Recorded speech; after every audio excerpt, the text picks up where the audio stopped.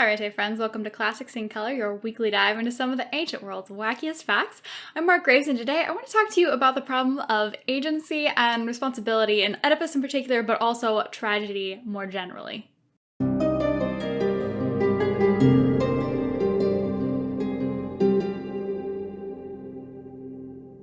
So this video is mostly based off an article called On Misunderstanding the Oedipus Rex by a very prestigious scholar named E.R. Dodds.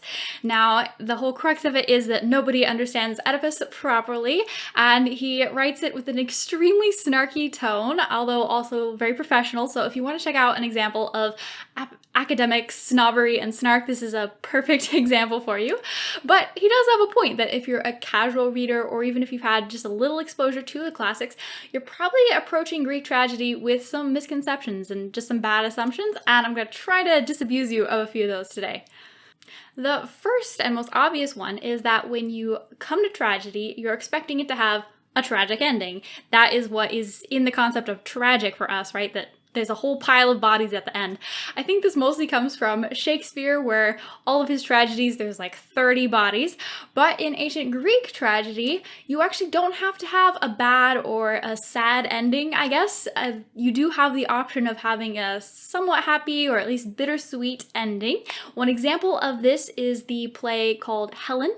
And this is an alternate history of the Trojan War, where Helen never ends up in Troy, actually. She gets stuck in Africa, and Menelaus has to come save her from Africa. They have a whole lot of problems, but they do get away at the end, and it's at least a bittersweet, if not a happy ending, right?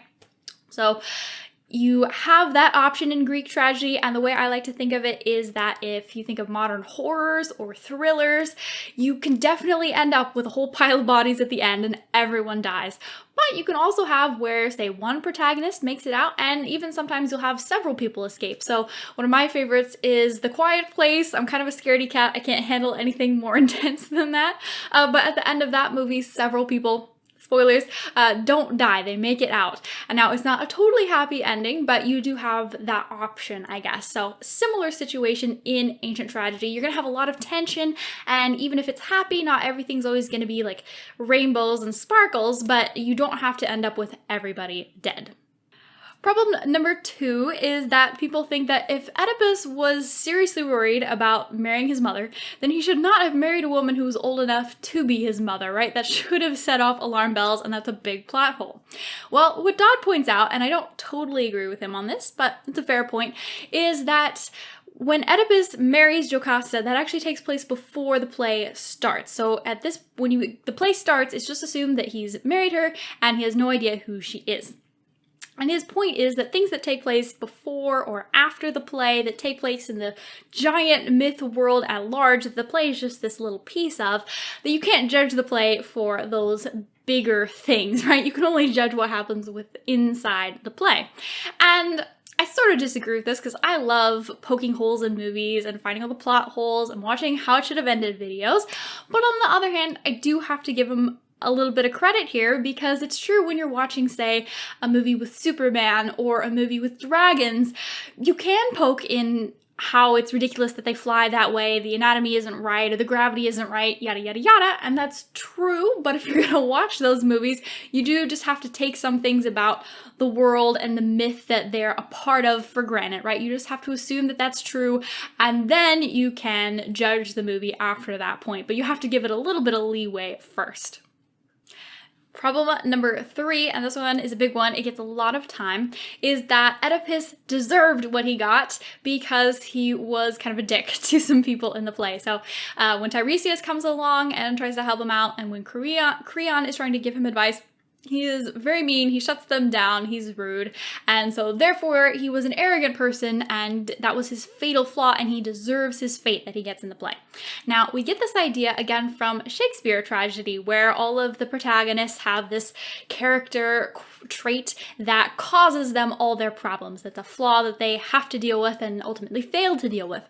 In Greek tragedy, you don't have a fatal flaw. You can have hamartima, which is an error, it's a mistake, which is different from fatal flaw. tragedy main characters are supposed to be heroic. They're supposed to be larger than life that you can look up to, but they make little mistakes or they have really bad luck and then they end up with all these bad consequences, but they don't deserve the consequences. And that's part of what made them so interesting to ancient Greeks. And another thing about hamartia is that in the modern world, when you make a mistake, there's a big difference between you did it on purpose, you knew what you were doing, and you had no idea what you were doing, right? We have very different categories for these and very different consequences usually.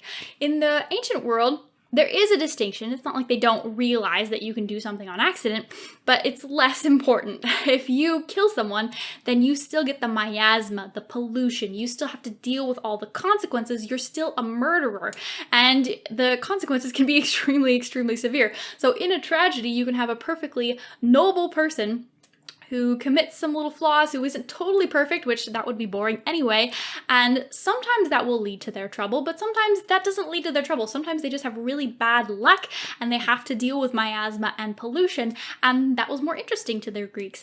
And I think it's a more mature, wiser way of looking at life, potentially, because I think that just because you make a mistake unintentionally doesn't mean that you don't often have to deal with the consequences and huge problems, even if you didn't do it on purpose. So I think it's just more realistic way of looking at the world.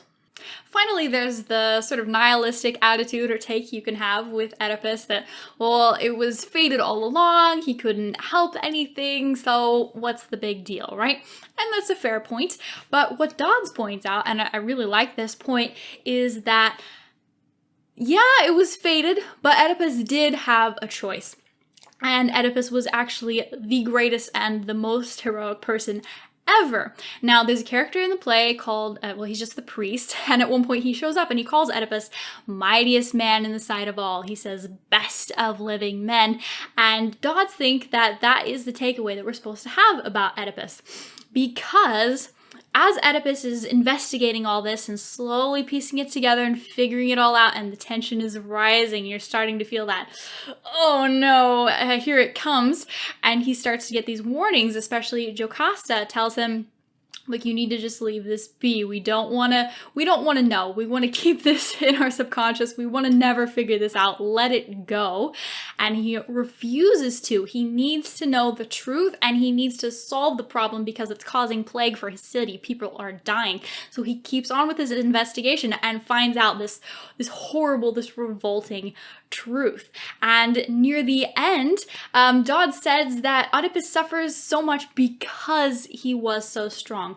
He didn't have to know the truth. That part wasn't fated. It was fated for him to kill his father, marry his mother, but he didn't have to know. That he chose. And Oedipus even says, these evils are mine, and there is no mortal who can bear it except me.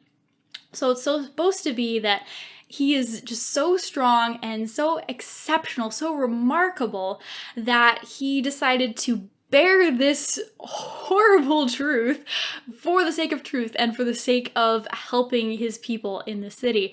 So if there is a moral to be taken from the play, which I don't never like to look at plays that simplistically, but if we were to say a moral, and if Dodds were to say a moral, he says that gods and fate are all strange, and we can't control that, but heroes are absolutely remarkable, and you can't look away from them. And I think that this is also a very mature and wise observation on the point of the Greeks that truth can be absolutely nasty. There are plenty of times when you do not want to know the truth, and the person who takes it on, finds it out anyway, is remarkable, right? And you can't look away. Thank you so much for checking out this video on Oedipus and tragedy and fate. I hope that you enjoyed it half as much as I did, and please share it with anyone that you think would also enjoy it. Big special thank you to subscribers and to patrons. It means so much, and I hope to see all of you again next week. Karate.